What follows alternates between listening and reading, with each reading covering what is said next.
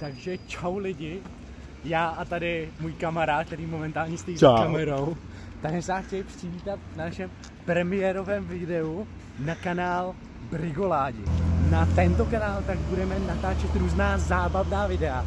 Prostě to, co nám přijde pod ruku, nebo prostě nás napadne. Budou to naprostá houbře. Ten, kdo se chce zasmát, tak ať se kouká. A ten, kdo nechce, tak ať se nekouká. Momentálně se nacházíme v Campus Square. Jak už určitě víte, ti, kdo jsou z Brna, takzvaní Brňáci, tak určitě to tu znají. A my si jdeme od 1 do 10 toto centrum zhodnotit. Takže vítejte u série Hodnotíme nákupáky. Já jsem teda ten Matěj, já jsem byl za kamerou. Tohle je Tesco, to je hlavní atrakce tady, kámo, semka chodí. Každý kohoutovičák, bohuničák, kámo, všichni semka chodí. No a jdeme to zrecenzovat.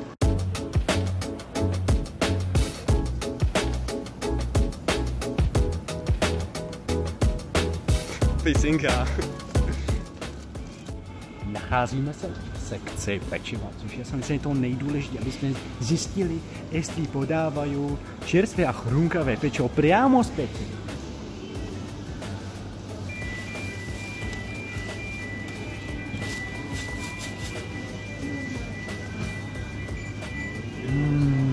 Čerstvé a chrumkavé pečivo.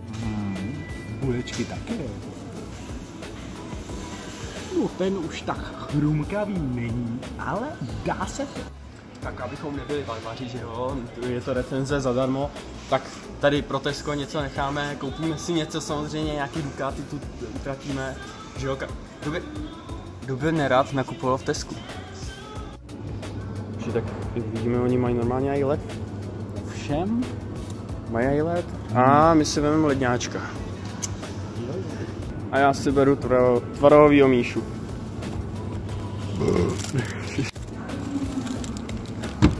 Musíme otestovat i nějaké nevelké značky, takže otestujeme Tesco Losík Tvarov. Už tak milujeme Tesco, mají tady i kabelky zdarma. Tak máme tady porovnání, kopie Tesco za 10 kaček. A já tady mám klasického Míšu za 26 korun. První Tesco. Mě oskemovali o spodek. Tak dej.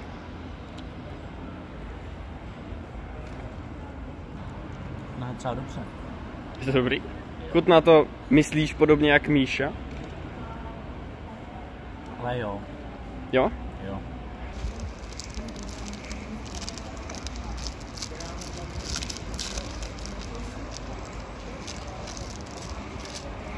Jsem úplně trotl na obale, to se omlouvám.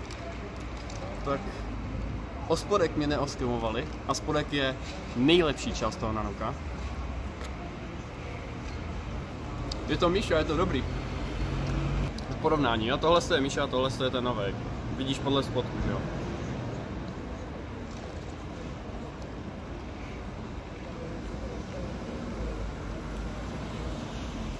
To je úplně stejný. No jasně, byl jsem oskamovaný prostě. Stejný. Tohle za 11 korun chutná úplně stejně jak tohle za 27 skoro. To je jako...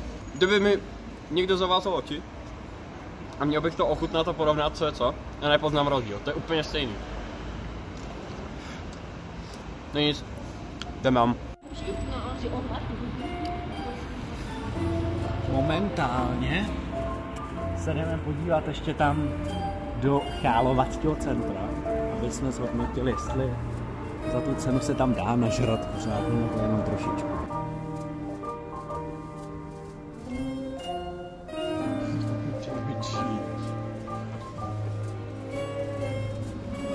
Jsme v tom středisku. Je to tak pěkný. A mám normálně chuť si něco dát, ale nemám peníze. Každopádně tady máme 1, 2, 3, 4, 5, 6, 7, 8, 9 restaurací. Hej, na nákupní středisko, já si myslím, že v pohodě, hej. Všechno je tady dobrý. To je na preferenci.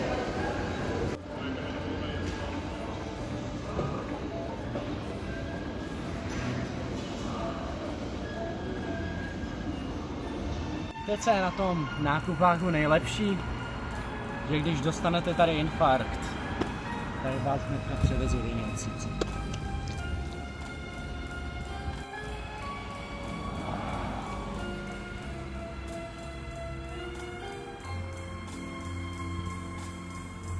Na explozivní sračku nemáme, ale vysrat se zde můžeme.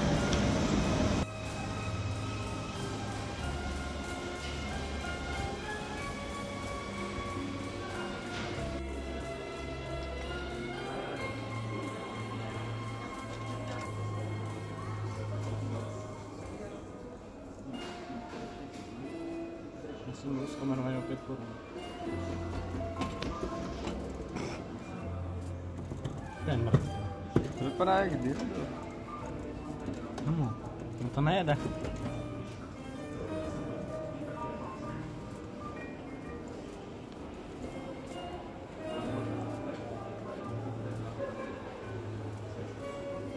Smutný. Cházíme do datártu. No, hrozně na hovno. To je TCL, to je to od Nubie. No jasně, ale kámo, jak svině.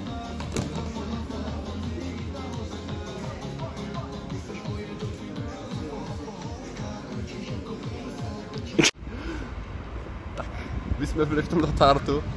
To, co se tam dělalo, to se neděje vždycky určitě, ale zkušenost mi to pořád nedalo dobrou, že jo? Čum. Když se mi budeš smát, oni nemají nothingy.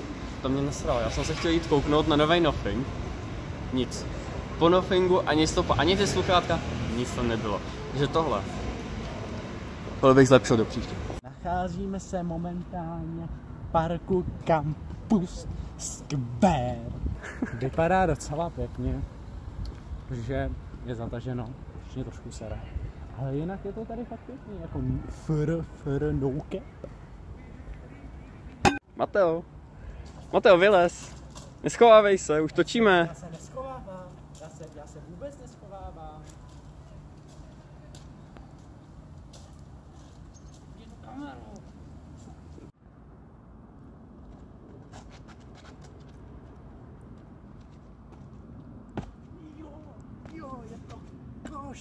Je to koš, dámy a pánové. Teďka bych dal ten rating tady té dopravní situace. Tak hele, jako co na kampusu fakt cením, tak je to, že vlastně vy se odtud dostanete kamkoliv. Jak do středu města, tak prostě do Bástru nebo prostě na Mendlák, aniž byste museli prostě debilně přestupovat. To jako fakt jako cením na tom. Tak jsme na konci. Já za sebe mám kampus hodně rád a chodím sem kouřit. Já tomu osobně mám 8 z 10, protože kampus je ikona, kampus je super. Já tomu dávám 7 a to z jediného důvodu, protože naprosto souhlasím tady s panem kolegou Matějem, ale jelikož se sám video líbilo a chcete další videa takovéto série, tak si nechávám nějakou rezervu. Pokud se vám líbilo video, dávejte like, odběr a nezapomeňte to video sdílet. Jo, přesně tak.